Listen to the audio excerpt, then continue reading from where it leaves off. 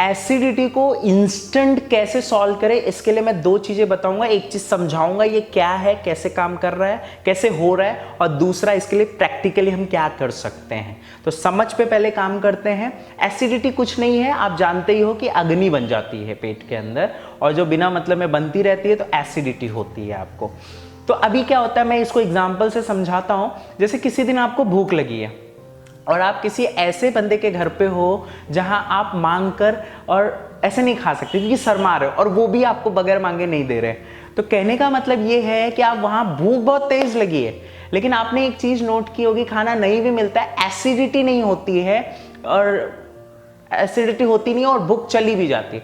लेकिन वही चीज आप अपने घर में हो या ऐसी जगह पे जहां खाना चाहिए, लेकिन वो चीज टाइम पे नहीं खाई, क्योंकि टाइम पे खाई मत, एसिडिटी क्या है, अग्नि बनी, मतलब ये स्टोव चालू किया आपने, खाना आया नहीं, सिंपल। तो वैसे ही यहाँ एसिड बनी, लेकिन खाना मिलने के चांसेस आपको लग रहे, नहीं मिला, तो क्या हो रहा है, तो आपको एसिडिटी जैसी फील होने लगती है। तो ये एग्जाम्पल को आप अच्छे से समझने की कोशिश करिएगा। हो यहाँ क्या रहा है कि अगर हम ये समझ लें कि नहीं मिलेगा, तो आप क्या करोगे, जैसे जैसे खाना आपको भूख लगी है, तो एक तो है भूख लगी है, तो आप ये समझ लो सिचुएशन को अभी नहीं मिल सकता, क्या करते हैं, वेट कर लेते हैं, तो आपको एसिडिटी बनना बंद हो जाएगी। तो स्टोव ऑटो जो फायर होता है वो बंद हो जाता है। दूसरा क्या है कि अगर इसको समझ लिया तो ये सॉल्व है। दूसरा क्या है, अगर ये फायर को आप नहीं कंट्रोल कर पा रहे हो, खाना ही है, मन के ऊपर नहीं काम कर रहे हो, तो डेफिनेटली वो होगा या तो खा लो कुछ, तो ये आपको पता होगा कुछ खा लो तो वो चला। ये वैसे ही स्टोव है तो कुछ ना कुछ पका लो उस पर, तो नहीं होगा। दूसरा, इसको प्रैक्टिकली अगर हो गया, आप नहीं संभाल पाए, इसको हो गया, तो इसको प्रैक्टिकली कैसे करें, तो सिंपल है, पेट के अंदर अग्नि बन गई है, उसको बुझाना है और उसको डाइल्यूट करना है बेसिकली। तो डाइल्यूट कैसे कर सकते हैं, हम एक प्राणायाम कर सकते हैं, बहुत अच्छा काम करेगा, वो है ब्लो, ब्रीथ ब्लो। तो इसमें हम क्या करेंगे, तो ये मुंह से जो ब्रीदिंग, वैसे नॉस्ट्रिल ब्रीदिंग भी कर सकते हैं, लेकिन वो स्लो प्रोसेस है, बिकॉज लंग से होकर फिर स्टमक में कहीं काम करेगा डेफिनेटली, कपालभाति भी काम करेगा, तो वो भी आप कर सकते हो। बट ब्रीथ ब्लो क्या, डायरेक्टली स्टमक से पुल करता है ब्रीथ, तो वहां से गर्मी निकाल देता है। तो आप इसको हाथों के साथ अगर कर सकते हो तो बढ़िया, क्योंकि इसमें एक एक्साइटमेंट आता है और तेजी से कर सकते हो, कुछ इस तरह से।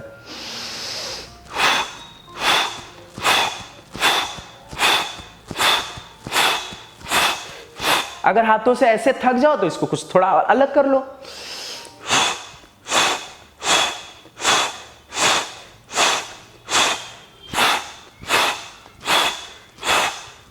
अगर बहुत तेज नहीं कर सकते तो आराम से कर लो, कुछ ऐसे।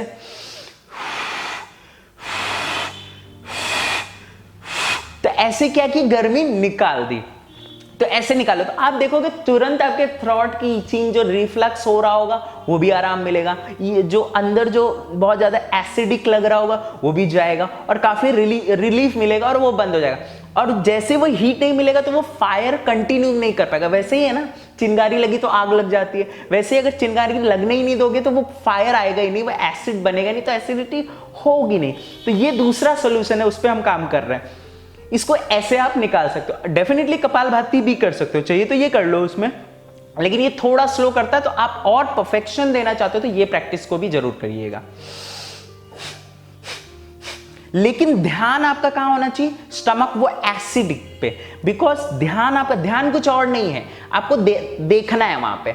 आंखें चाहिए तो आंखें बंद कर लो और उस पर देखो, ताकि वही काम करे। ये टॉर्च जैसा है, जहां टॉर्च लगाओगे, माइंड क्या मेंटर जैसा है ना, जहां टॉर्च लगा के काम करोगे वहीं जाती है ब्रीदिंग, वहीं की निकलती है, तो ये वैसे काम करता है। तो आप क्या करोगे, ऐसे,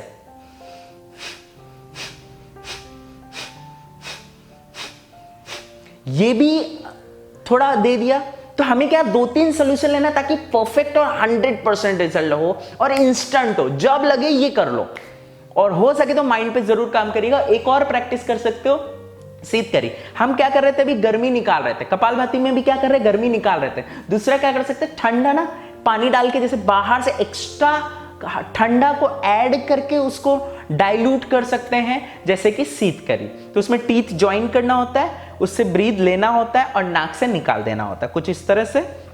अगर बहुत ज्यादा कूलिंग, कोल्ड की या लो बीपी या ऐसी कोई प्रॉब्लम हो तो इसको कम करिएगा, अदरवाइज आप थोड़ा ज्यादा भी कर सकते हो, ज्यादा इन द सेंस 10-15 भी कर सकते हो, और अगर बहुत वैसा कोई इशू है तो आप 5 ही करिएगा।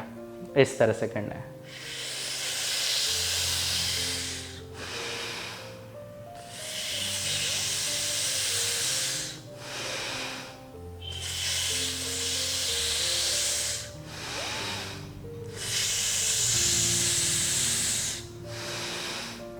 तो जरूर बताइएगा मुझे ये आपको फायदा कर रहा है या नहीं, और मेरा मानना है ये 100% फायदा करेगा और ये तुरंत आपको इंस्टेंट रिजल्ट देगा, और इसके बावजूद भी आपको अलग कुछ एक्सपीरियंस होगा तो प्लीज कमेंट करके बताइएगा, ताकि मैं उसके ऊपर आपको अलग चीजें बता पाऊं और अलग प्रैक्टिसेस बता पाऊं। क्योंकि योगा क्या है, एक नीड को टारगेट करना होता है, तो नीड अगर बदलती जाती है, ये पर्सन टू पर्सन बदलता है, तो प्लीज कमेंट।